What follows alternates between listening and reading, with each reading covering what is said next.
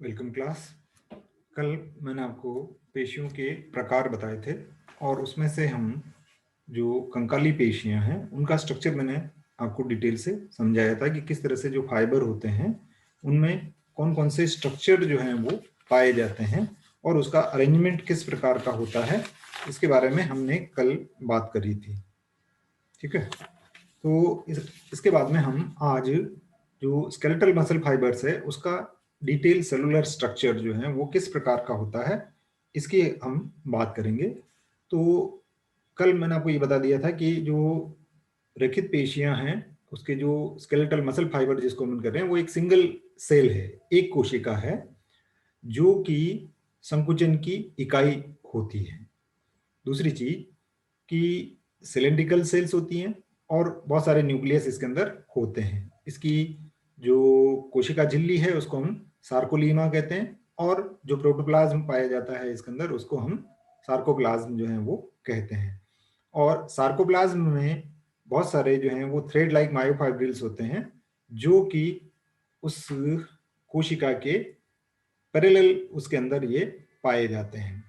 और इसके ऊपर आप ये देख रहे हैं कि जो रेखित क्यों का है इसको, क्योंकि इसके अंदर आप अल्टरनेट गहरा भाग और उसके बाद हल्का भाग यानी डार्क बैंड और लाइट बैंड्स जो हैं वो इनके ऊपर हमें नजर आते हैं। ये क्यों आते हैं और इनका क्या इंपॉर्टेंस है इसके बारे में भी हम यहाँ पर इसमें बात करेंगे। तो चलिए इसका डिटेल स्ट्रक्चर हम देख लें। अगर यहाँ पर ओके, जो मायोफाइब्रिल्स हैं उसमें दो तरह के प्रोटीन फिलामेंट्स जो हैं वो पाए जाते हैं। एक थिक फिलामेंट होते हैं, मोटे फिलामेंट जिन्हें हम कह रहे हैं, जो कि मायोसिन के बने हुए होते हैं, और दूसरे थिन फिलामेंट होते हैं जो कि एक्टिन, ट्रोपोनिन और ट्रोपोमायोसिन के से मिलकर के बने हुए होते हैं। और ये जो धारियां हैं ये लाइट और डार्क जो है वो अल्टरनेट इसके ऊपर पाई जाती है। ठीक है, इसको अगर आप ध्यान से देखें तो प्रत्येक पेशी तंतु में गहरे रंग और हल्के रंग की अनुप्रस्थ पट्टियां जो हैं वो यहाँ पर इसमें पाई जाती हैं और ये अल्टरनेट होती है, यानी एक आपका डार्क बैंड फिर एक लाइट बैंड जो आ जाता है। तो जो गहरी पट्टियां हैं यहाँ पर उनको हम ए बैंड जो हैं वो कहते हैं। और जो गहरी पट्टियों को ए बैंड या एक और नाम दिया जाता है इनको विषदेशिक या विषम देशिक होना चाहिए, ये एनाइसोट्रोपिक पट्टियां जो हैं वो इनको कहा जाता है। जो ए बैंड है यहाँ पर देखिए आप, ये इसमें अगर आप देखेंगे तो ये वाला जो भाग है जो कि लाइट कलर का है पूरा, यहां से लेकर के और यहां तक वाला भाग, इसको हम कह रहे हैं ये आई बैंड है ना। और ये लाइट पार्ट और उसके बाद आने वाला लाइट भाग ये दूसरा लाइट भाग हो गया। इन दोनों के बीच का जो भाग है जो कि गहरे रंग का नजर आ रहा है यहाँ पर, इसको हम ए बैंड कह रहे हैं। ठीक है, इसको ए बैंड जो है वो कहा जाता है। लेकिन इसमें भी आप देखेंगे कि प्रत्येक जो ए बैंड है उसके बीच का जो भाग है वो थोड़ा सा दूसरे भागों से कम गहरा भाग जो है वो होता है, जिसको कि एच जोन जो है वो कहा जाता है। इस डायग्राम में हमने इसको यहाँ पर दिखाया है, ये आपका एच जोन है। देखिए ये पूरा यहाँ से यहाँ तक ए बैंड है और इसके बीच वाला जो ये भाग है इसको एच जोन या हेंसन जोन जो है इसको कहा जाता है। Zone, Henson John. एच क्षेत्र के मध्य में एक गहरी रेखा जो है वो हम यहाँ पर देख सकते हैं, ये बिल्कुल बीच में ये एक डार्क लाइन जो है वो हमें यहाँ पर नजर आ रही है। इस लाइन को हम एम लाइन या एम बैंड जो है वो कहते हैं, जिसको कि हमने इस बाद वाले डार्क बैंड के बीच में यहाँ पर बताया हुआ है, ये वाला एम लाइन जो है वो कहलाती है। जो कम गहरे रंग की पट्टी है उसको हमने क्या कहा है, आइसोट्रोपिक बैंड या शॉर्ट में आई बैंड इसको कहा जाए। ए क्या होगा, अनआइसोट्रोपिक बैंड, और आई जो हो गया आइसोट्रोपिक बैंड। आई का मतलब क्या होगा, आइसोट्रोपिक बैंड जो कि लाइट कलर का है, और जो डार्क कलर का है वो अनआइसोट्रोपिक बैंड हो गया। अब तक हमने जो चीज बताया आपको कि आपका जो एच जोन है वो कहाँ पाया जाएगा, ए बैंड के बीच में जो है वो पाया जाएगा। ठीक है, और जो आई बैंड है आपका,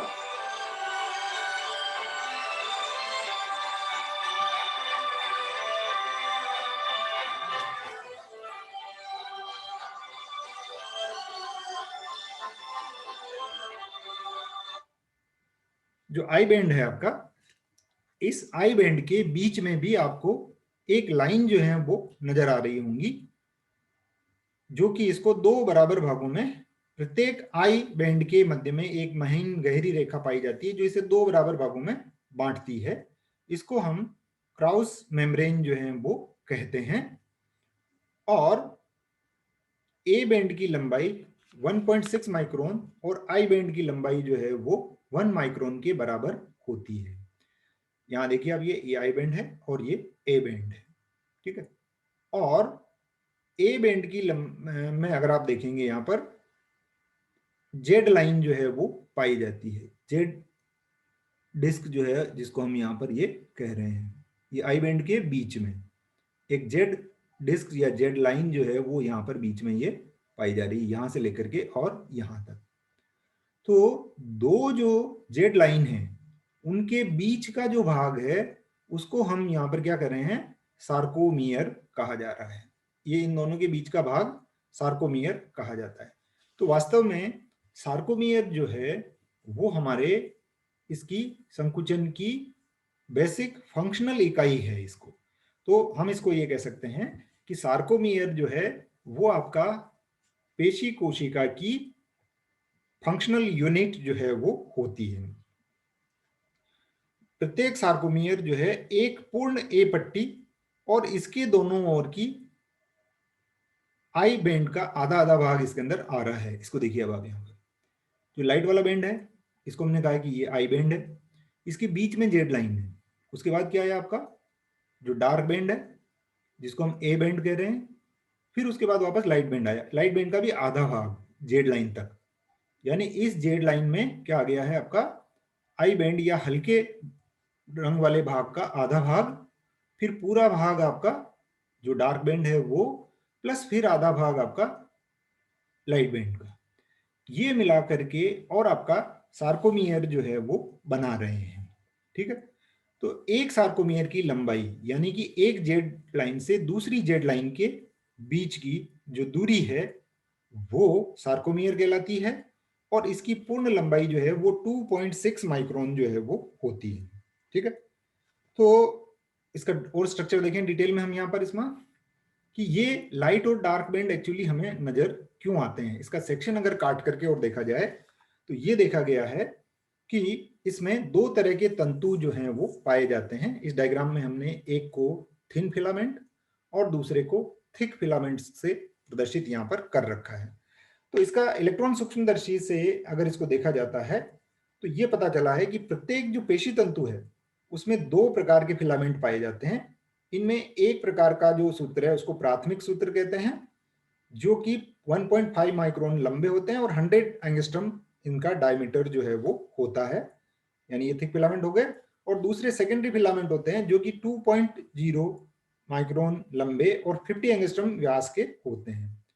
जो प्राइमरी फिलामेंट हैं वो ए बैंड के एक सिरे से दूसरे सिरे तक रहते हैं और जो सेकेंडरी हैं वो ए बैंड के एच जोन से, द्वितीयक सूत्र जो है वो ए बैंड के एक एच से ए पट्टी के ए क्षेत्र तक पाया जाता है और इनकी लंबाई 2.0 माइक्रोन होती है। तो एक पट्टी में जो प्राथमिक सूत्र के चारों ओर 6 द्वितीयक सूत्र जो हैं वो पाए जाते हैं, यानी एक थिक फिलामेंट के चारों ओर अगर आप 3 डायमेंशनली देखें इसको तो 6 आपके थिन फिलामेंट जो हैं वो इसके अंदर पाए जाते हैं। इसका मैं आपको बाद में एक एनिमेटेड वीडियो भी दिखाऊंगा जिसमें कि आप इनको अच्छी तरह से पहचान सकते हैं, ठीक है। तो पेशी तंतु में दोनों प्रकार के सूत्र एक दूसरे से क्रॉस ब्रिज के द्वारा जुड़े हुए रहते हैं। इसमें देखिए आप यहाँ पर ये क्रॉस ब्रिज है, इसको मैं आगे की स्लाइड्स में और आपको डिटेल से बताता हूँ। ये देखिए आप यहाँ, तो इसमें हमने ये कहा था कि जो थिक फिलामेंट है वो आपका क्या हो गया, मायोफिलामेंट। और जो थिक फिलामेंट का स्ट्रक्चर अगर आप देखें यहाँ पर तो ये मायोसिन मॉलिक्यूल है जिसमें एक टेल है ये पूरी आपकी, और ये आपका हेड है, इसको मायोसिन हेड जो है वो कह रहे हैं। ये मायोसिन हेड जो है वो कहाँ लगे हुए हैं आपके, ये आपका एक थिक फिलामेंट का पोर्शन अगर हम यहाँ पर देखें तो ये इस तरह से नजर आ रहा है, ओके। दूसरा जो थिन फिलामेंट जिसकी हम बात कर रहे हैं, इसमें 3 प्रोटीन जो हैं वो पाई जाती हैं। एक एक्टिन हो गया, दूसरा ट्रोपोमायोसिन हो गया, और तीसरा ट्रोपोनिन कॉम्प्लेक्स। इनका बहुत इंपॉर्टेंट रोल है जब हम इनका संकुचन का सिद्धांत जो है जब हम पढ़ेंगे स्लाइडिंग फिलामेंट थ्योरी, तब हम इनके बारे में डिटेल से वहां पर बात करेंगे। इनके बारे में मैं बाद में और भी आपको यहाँ पर डिटेल से बताता हूँ कि देखिए, एक तो चलिए हम यहीं वापस, मैं एक बार वापस ले लेता हूँ इसको कि ये मायोसिन है आपका, ठीक है। तो मायोसिन जो है वो मायोफाइब्रिल में प्रारंभिक और मोटे तंतुओं का निर्माण करती है, जो थिक फिलामेंट जिसे हम कह रहे हैं। और इसकी आकृति अगर आप देखेंगे तो आपको लग रहा होगा कि ये टेडपोल लार्वा के समान जो है वो लग रही है आपको। लंबाई इसकी 1500 एंगस्ट्रम और डायमीटर इसका 20 to 40 एंगस्ट्रम जो है वो होता है। और मायोसिन अणु जो है ये एंजाइम ट्रिप्सिन द्वारा 2 भागों में विभक्त किया जा सकता है। यानी जब इसको इसका एंजाइमेटिक हम हाइड्रोलिसिस करते हैं तो इससे हमें 2 तरह की प्रोटीन जो है वो मिलती है। एक होता है आपका भारी वाला भाग, जो इसको हम हेवी मीरोमायोसिन कहते हैं, जो कि 300 एंगस्ट्रम लंबा होता है, और उसके ऊपर एक ग्लोबुलर हेड जो है वो पाया जाता है। तो इस भाग में 2 एक्टिव साइट जो हैं वो पाए जाते हैं। ये बात आप ध्यान से समझना यहाँ पर, जो कि क्रॉस ब्रिज के रूप में प्रदर्शित किए जाते हैं। ये जो हेड जिनको हम यहाँ पर बता रहे हैं, इसका जो डिस्टल भाग है, दूरस्थ भाग, एटीपी अणु से जुड़ा रहता है और ये एक्टिन के साथ में बंधुता दिखाता है। दूसरा जो मैंने अभी थिन फिलामेंट का डायग्राम बताया था, तो ये एक्टिन के साथ जाकर के और जुड़ने की टेंडेंसी इसके अंदर होती है, जिससे मिलकर के मायोसिन और एक्टिन मिलकर के एक्टोमायोसिन कॉम्प्लेक्स का निर्माण जो है वो करती है। इसको हम बाद में, जब मैं आपको स्लाइडिंग फिलामेंट थ्योरी बताऊंगा, तब आप इनको कोरिलेट कर सकते हैं उससे कि क्रॉस ब्रिज जो है वो किस प्रकार से बनते हैं। तो ये जो क्रॉस ब्रिज बन रहे हैं, इसमें प्रॉक्सिमल एंड जो है, इसका समीपस्थ भाग जो है वो एटीपेज की क्रिया को रखता है, यानी कि उसमें एटीपेज एक्टिविटी पाई जाती है। एटीपेज क्या है? एंजाइम है। क्या करता है ये एटीपी का डिसोसिएशन जो है वो करने की क्षमता रखता है, और पेशी संकुचन के समय इस स्थान पर एटीपी से एडीपी और इनऑर्गेनिक फॉस्फेट जो है वो बन जाएगा। इसको हम बाद में और डिटेल से चर्चा करेंगे। दूसरा जो भाग है इसका, वो लाइट मीरोमाइसिन कहलाता है, और ये छड़ की आकृति का होता है, और इसकी लंबाई 1000 एंगस्ट्रम से 1000 एंगस्ट्रम होती है, और इसका मॉलिक्यूलर वेट जो है वो 1,50,000 होता है। हल्के मीरोमायोसिन में जो हेवी मीरोमायोसिन है उसके गुण अनुपस्थित होते हैं। दूसरा जो प्रोटीन है उसकी अगर हम बात करें, इसमें बताया था मैंने आपको, ये ब्लू कलर से इस डायग्राम में जो शो कर रखा है हमने, ये आपका एक्टिन है, और ये ट्रोपोमायोसिन है, और ये एक ट्रोपोनिन कॉम्प्लेक्स है। ठीक है, तो इसमें आप एक चीज समझिए, चलिए इसको भी मैं जब भी आएगा तब डिटेल से उसके बारे में बता दूंगा, नहीं तो अभी आप थोड़ा सा इसको कंफ्यूज कर जाएंगे। अभी आप ये देखिए कि ये इसमें किस प्रकार से इसको ले रहा है। तो यहाँ पर आप देखें इसको कि पेशी तंतु में उपस्थित जो सेकेंडरी फिलामेंट है, वो मेजर, उसमें जो प्रोटीन पाई जाती है वो एक्टिन होती है, और एक्टिन का मॉलिक्यूलर वेट 60,000 होता है। और इसका एक भाग अगर आप देख रहे होंगे, एक ब्लू यूनिट जो आप यहाँ पर देख रहे हैं, तो ये क्या?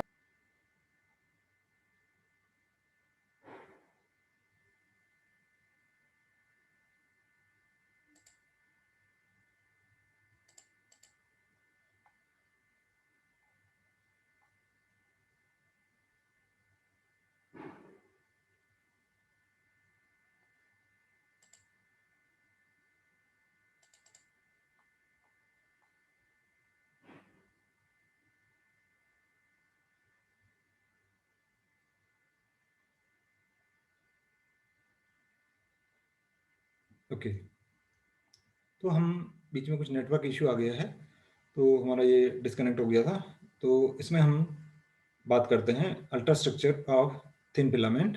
ओके, तो इसकी हम बात कर रहे थे, और इसमें मैं आपको ये कह रहा था कि इसकी एक यूनिट जो आप देख रहे हैं यहाँ पर, वो क्या है? ग्लोबुलर प्रोटीन जो है वो होती है, और इसका डायमीटर 55 एंगस्ट्रम का डायमीटर इसका होता है। 55 एंगस्ट्रम का डायमीटर इसका होता है, और ये प्रोटीन कैल्शियम आयन के प्रति बंधुता प्रदर्शित करता है, यानी कि एक्टिन जो है वो कैल्शियम आयन से जुड़ सकता है।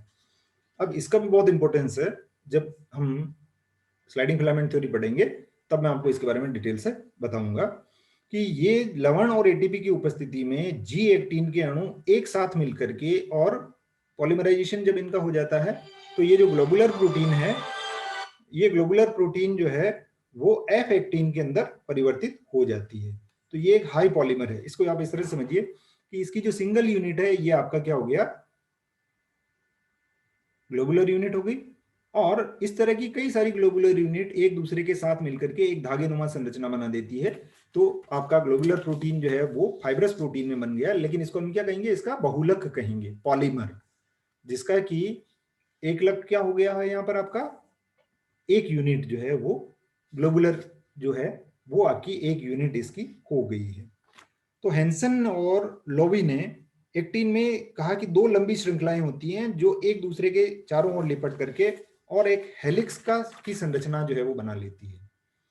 जैसे डीएनए को हम कहते हैं डबल हेलिकल स्ट्रक्चर है, उसी तरह से आप इसके अंदर देखिए कि ये दो फाइब्रस प्रोटीन जो है वो एक दूसरे के साथ में सर्पिलाकार रूप से एक दूसरे से जुड़ी हुई होती है।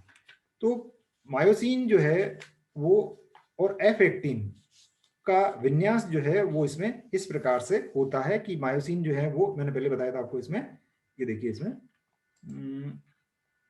ये वाला डायग्राम, ठीक है, ये तो आपका मायोसिन हो गया और ये एक्टिन फिलामेंट हो गया।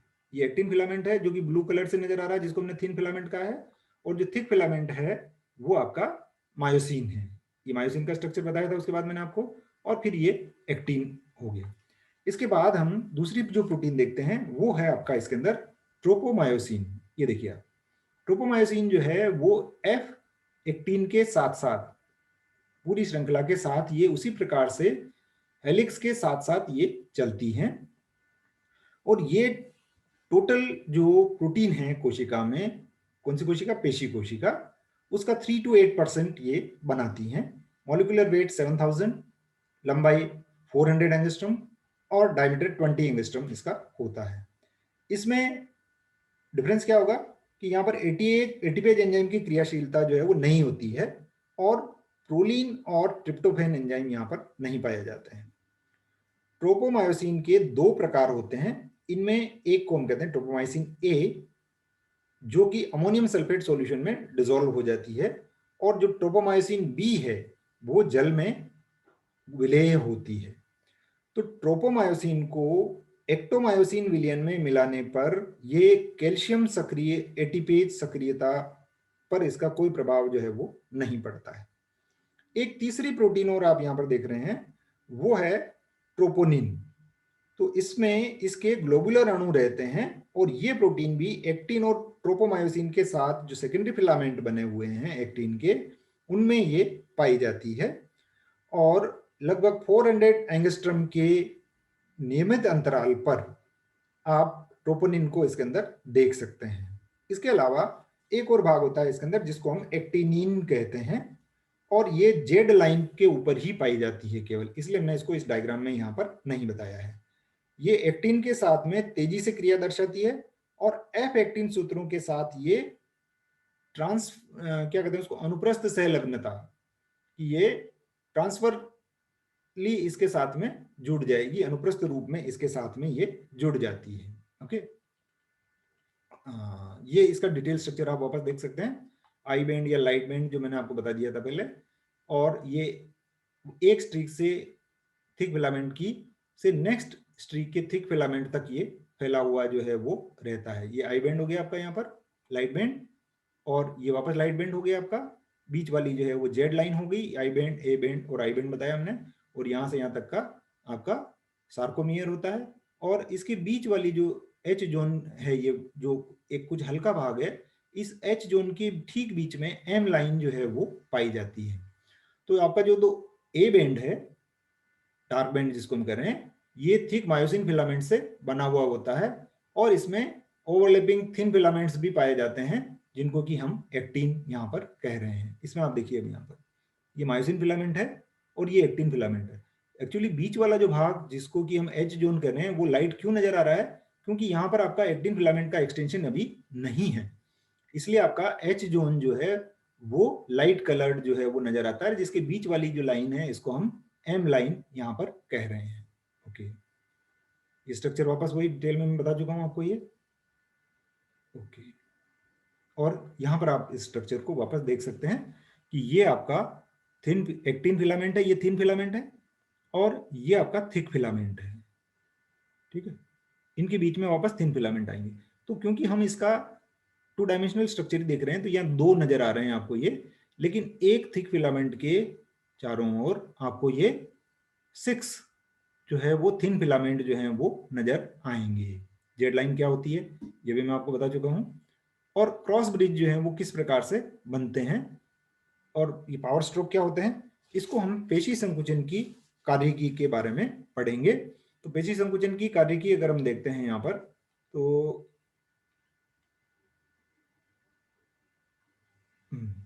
कि पेशी का उत्तेजन जो है वो किस प्रकार से होता है, इसको अगर हम बात करें तो सबसे पहले मैंने आपको ये बताया था कि मसल के ऊपर जो है वो आपका major events of muscle contraction क्या क्या होते हैं।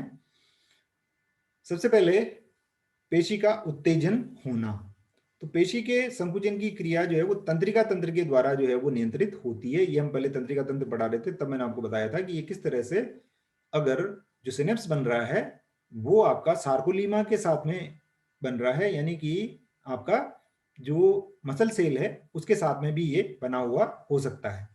तो शरीर में जो कंकाल पेशियां होती हैं वो प्रेरक तंत्रिकाओं से आने वाले सिंबल्स को ये ग्रहण करती हैं, और कंकाल पेशी में जब ये जुड़ता है तो आपका जो एक्सोन है वो टर्मिनल बाउट्स में या टर्मिनल बटन जिसको हमने कहा था उसमें ये डिवाइड हो जाता है, और एक टर्मिनल बटन को आप यहां पर देख रहे हैं। और ये जो टर्मिनल बटन है आपका, इस टर्मिनल बटन और सार्कोलीमा के साथ में जो संबंध बन रहा है इसको हम न्यूरोमस्कुलर जंक्शन या न्यूरो इफेक्टर जंक्शन भी कहते हैं। तंत्रिका और पेशीय संधि, दो न्यूरॉन के बीच जो संबंध बना था उसको हमने क्या कहा था, सिनेप्स, और यहां पर ये न्यूरोमस्कुलर जंक्शन जो है वो कहलाता है। तो तंत्रिका का जो अंतिम सिरा है यहां पर आप देख रहे हैं ये वाला भाग, इसको हमने सिनेप्टिक नॉब जो है वो कहा था, ये वाला भाग जो कि फूला हुआ होता है, और इसको हम आधार पद भी कहते हैं। और इसके चारों ओर जो सार्कोलीमा है उसके कई सारे अंतर्वलन वाले भाग जो हैं वो बन जाते हैं, जो कि इन दोनों के बीच में कनेक्शन को एस्टेब्लिश करते हैं। और इनके बीच में जो भाग बचा हुआ है, जो गैप है यहाँ पर, उसको साइनेप्टिक गटर भी कहा जाता है। ये इनके बीच का विदर भी इसको कहा जाता है। ये स्थान जो है 200 से 300 एंगस्ट्रॉम चौड़ा होता है। और जैसे हमने पहले सिनेप्स का स्ट्रक्चर पढ़ा था कि उसके अंदर जो न्यूरोट्रांसमीटर्स पाए जाते हैं जो कि वेसिकल्स के अंदर होते हैं, जिनको कि हम तंत्रिका प्रेशी या उत्तेजक प्रेशी इनको कहा जाता है। जैसे मैंने आपको एक उदाहरण बताया था पहले, एसिटाइल कोलिन का। ठीक है, तो उस रसायन के ये बने हुए होते हैं, और ये माइटोकॉन्ड्रिया के द्वारा संश्लेषित जो है वो किया जाता है। तो जब कोई आवेग नहीं आ रहा है उस समय पर ये जो मेम्ब्रेन है वो डीपोलराइज्ड कंडीशन में रहेगी, और किसी भी मॉलिक्यूल का सिक्रीशन, जैसे हमने यहाँ ACTH बता रखा है, उसका सिक्रीशन यहाँ पर नहीं होगा। ठीक है, लेकिन जब इसके पास एक्शन पोटेंशियल जो है वो आता है, देखिए डीपोलराइज स्टेज में क्या होता है ये हमने डिटेल से पहले जो तंत्रिका तंत्र पढ़ा था वहां पर इसके बारे में बात करी थी कि नेगेटिवली चार्ज जो है वो रहती है सरफेस, और अंदर वाला जो है पॉजिटिवली चार्ज जो है वो इस प्रकार से रहता है। और अंतिम सिरा पर विध्रुवण की क्रिया कब होगी, जबकि तंत्रिका आवेग यहां पर आता है। तो डीपोलराइजेशन जब होता है तब विध्रुवण की स्थिति में एक्सोन की आंतरिक सतह जो वो धनावेश होता है उसके ऊपर, और इस पर जो मेम्ब्रेन पोटेंशियल है वो +30 मिलीवोल्ट होता है। इस कला विभव के प्रभाव से जो फूट बना हुआ है आपका ये आधार पाथ जिसे हमने कहा था, उसमें से एसिटाइल कोलिन के वेसिकल एसिटाइल कोलिन रिलीज करते हैं, और वो साइनेटिक विधर्म के अंदर ये आ जाते हैं। अब ये क्या होगा आपका ACH एसिटाइल कोलिन, ये आपका सार्कोलीमा के ऊपर आ गया है, जैसे यहां से रिलीज हुआ और अब ये सार्कोलीमा के ऊपर आ गया है। तो एसिटाइल कोलिन के जो आशय हैं वो सार्कोलीमा की पारगम्यता में परिवर्तन करते हैं और इसको धनायन के प्रति पारगम्य जो है वो बना देता है, जिसके कारण से जिस प्रकार से तंत्रिका तंतु की सतह जो है वो डिपोलराइज हुई थी, उसी प्रकार से आपका जो सार्कोलीमा है यानी कि पेशी कोशिका की कोशिका झिल्ली है, ये भी विध्रुवित हो जाती है और एक समय में 50 to 60 एसिटाइल कोलिन के आशय जो हैं वो इससे मुक्त हो जाते हैं और लगभग 2 मिली सेकेंड में ये आशय जो है वो सार्कोलीमा के द्वारा ACH को, जो हमने बता रखा एसिटाइल कोलिन, इसको ग्रहण ये यहाँ पर कर लेते हैं और उसके बाद ये एसिटाइल कोलिन एस्टरेज एंजाइम जो है वो इनको खत्म कर देता है। तो ये जो पूरी प्रक्रिया है कुछ मिली सेकेंड्स के अंदर ये पूरी हो जाती है। तो यदि तंत्रिका तंतु को 150 टाइम पर सेकेंड की दर पर कई मिनट तक उत्तेजित किया जाए तो हर एक तंत्रिका आवेग के बाद में जो हमने कहा कि 10 से 12 जो है वो वेसिकल रिलीज हो रहे हैं, तो धीरे धीरे इनकी संख्या में कमी आने लगती है और अंत में ऐसा होगा कि जो आवेग है उसका संचरण नहीं होगा और इस अवस्था में जो पेशी है आपकी वो संकुचन की अवस्था में ही रह जाती है और इसको हम कहते हैं कि पेशी कोशिका को फटीग हो गया, यानी कि वो श्रांति की स्थिति उत्पन्न इसके अंदर हो गई है। ओके, दूसरा स्टेप होता है इसके अंदर एक्साइटेशन कॉन्ट्रैक्शन कपलिंग। तो सामान्यतः ये माना जाता है, देखिए मैं इसका डायग्राम अपने पास हो तो मैं एक बार इसको आपको वापस दिखाने की कोशिश करता हूँ, नहीं तो मैं आपको वीडियो तो दिखाऊंगा ही सही। मैं आपको ये देखिए, ये न्यूरोमस्कुलर जंक्शन है, इसी को हम यहाँ पर डिटेल से बात कर रहे थे, यहाँ पर हम इस डायग्राम को डिटेल में देखें हम। तो पहली स्टेज हो गई आपकी कि एक्शन पोटेंशियल का जनरेशन हुआ, किस कारण से कि यहाँ पर ये आया है तंत्रिका आवेग, एसिटाइल कोलिन रिलीज हुआ और इसने यहाँ डिपोलराइजेशन किया, जिसकी वजह से आपका तंत्रिका आवेग जो है वो सार्कोलीमा के ऊपर पैदा हो गया है। ठीक है, दूसरा जो चीज हो गई आपकी वो हो गया एक्साइटेशन कॉन्ट्रैक्शन कपलिंग, उत्तेजन संकुचन युग्मन।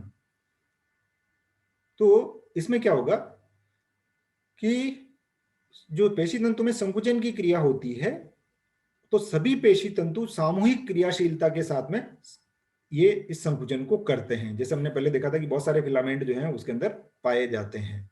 तो इस तरह से ये कहना कठिन होता है कि तंत्रिका आवेग का सक्रिय विभव है या नहीं है, लेकिन ऐसा लगता है कि पेशी की गहराई पर स्थित तंतुओं पर विद्युत धारा जो है वो देर से पहुंचेगी और उसकी क्रियाशीलता में कमी रहती है और पेशी तंतुओं की जो सामूहिक क्रियाशीलता और उत्तेजना का तेजी से फैलना जो है वो एक दूसरे सिस्टम के ऊपर निर्भर करता है, जिसको कि हम टी सिस्टम या सार्कोप्लाज्मिक रेटिकुलम, यानी इसकी जो एंडोप्लाज्मिक रेटिकुलम है उसको सार्कोप्लाज्मिक रेटिकुलम कहते हैं। तो ये एक बहुत इंपॉर्टेंट सिस्टम है इसका, जो कि संकुचन में इंपॉर्टेंट रोल प्ले करता है।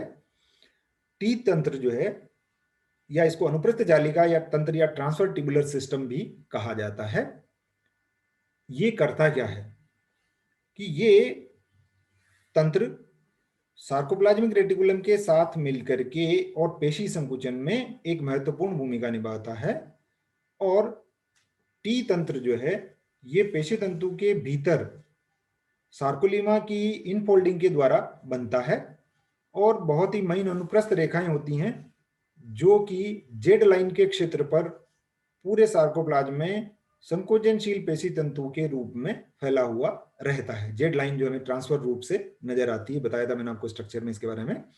तो इसमें कई सारे सेक होते हैं और कुछ ट्यूब्यूल्स जो होते हैं उनका जाल जो है ये बना हुआ होता है। तो ये नलिकाएं पेशी तंतु के समानांतर व्यवस्थित जो हैं वो रहती हैं। तो जेड और एच जोन में ये मिल जाती हैं और इसकी जो नलिकाएं हैं वो सार्कोलीमा से लेकर सार्कोप्लाज्मिक रेटिकुलम तक जो है वो फैली हुई रहती हैं। इनका बाहर खुलने वाला स्थान सिस्टर्नी के द्वार को मिलाकर के डायाड या ट्रायाड कहलाता है। 2 हैं तो डायाड होगा, 3 है तो ट्रायाड ये कहलाता है। तो इनका पेशी संकुचन के समय एक्साइटेशन कॉन्ट्रैक्शन कपलिंग जो सेकंड फेज की हम बात कर रहे हैं उसमें बहुत इंपॉर्टेंट रोल इसका यहाँ पर होता है।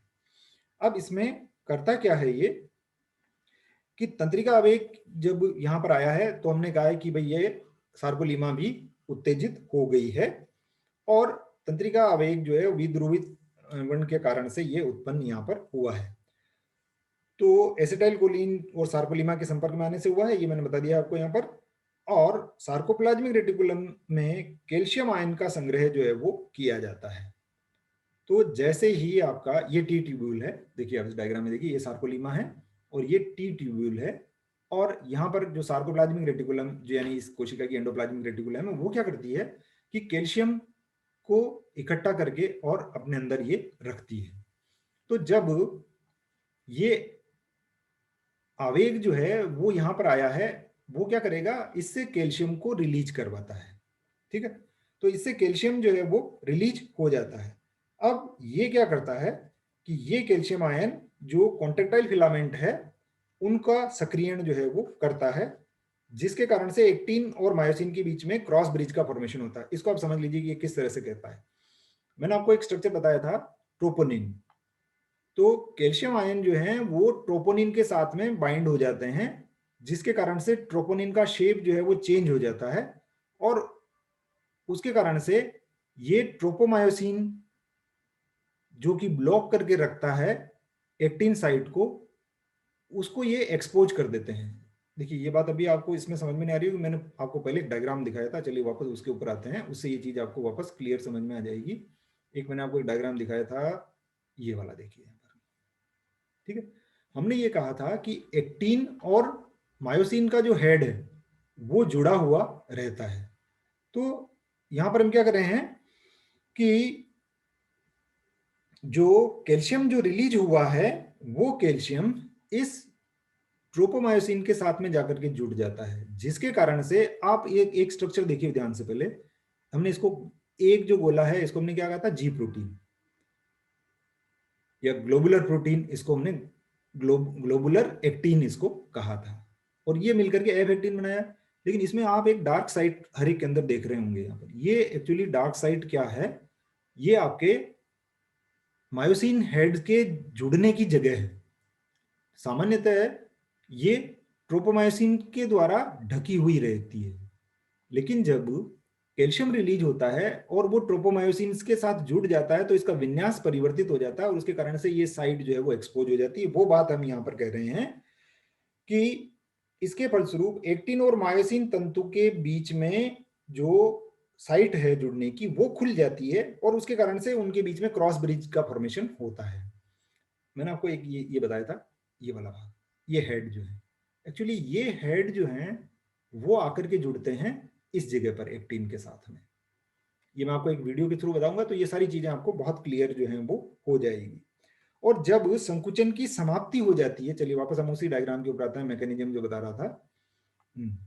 तो जब संकुचन की समाप्ति हो जाती है, चलिए पहले अब इसको देख लीजिए। Calcium ion bind to troponin और ट्रोपोनिन शेप चेंज हो जाता है, जिसके कारण से ब्लॉकिंग एक्शन जो है ट्रोपोमायोसिन का वो खत्म हो जाता है, जो मैंने आपको यहाँ पर बताया था। तो एक्टिन की एक्टिव साइट्स जो हैं वो एक्सपोज हो जाती है, वो खुल जाती है।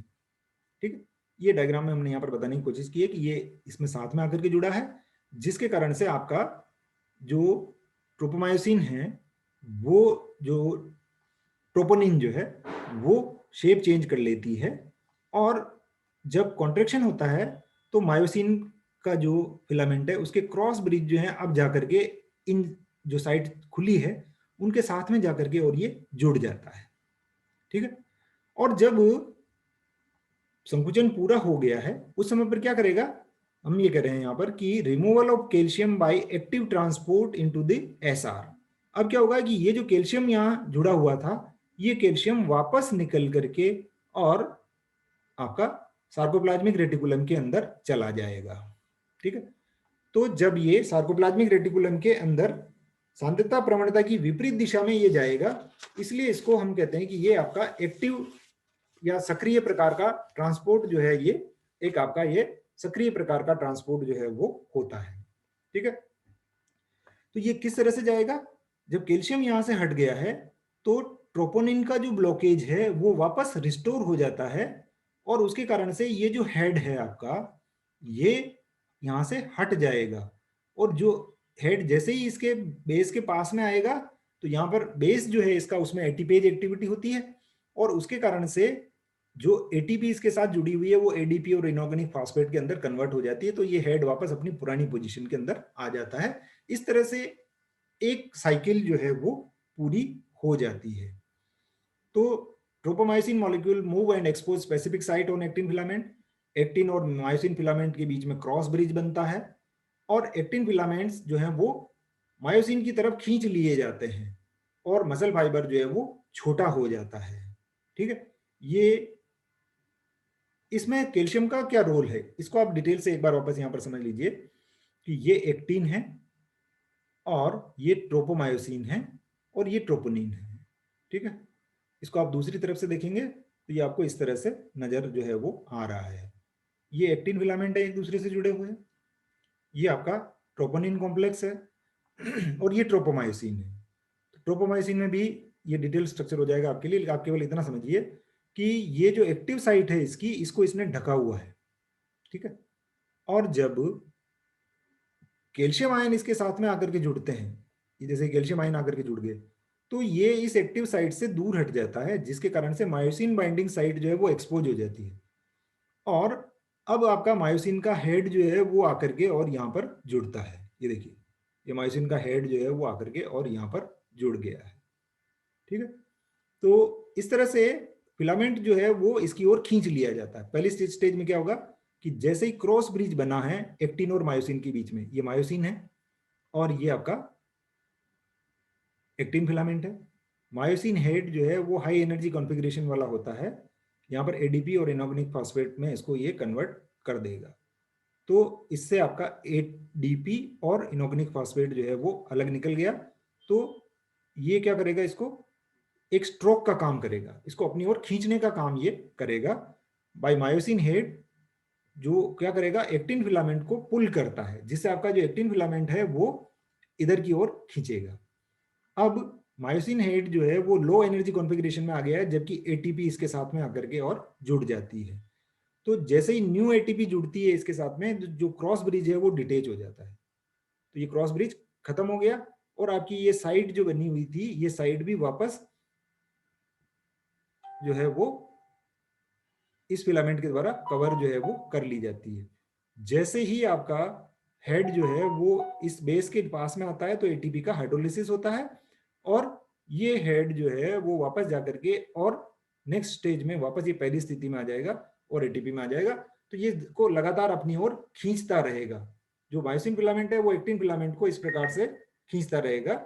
इसके बारे में हम नेक्स्ट में चर्चा करेंगे कि जो क्या क्या क्रियाएं इसके अंदर होती है, रिलैक्सेशन में क्या क्रिया होगी, और मैं सबसे पहले आपको इसका एक वीडियो दिखाऊंगा जिससे आपको ये चीज और ज्यादा क्लियर जो है वो हो जाएगी। ओके।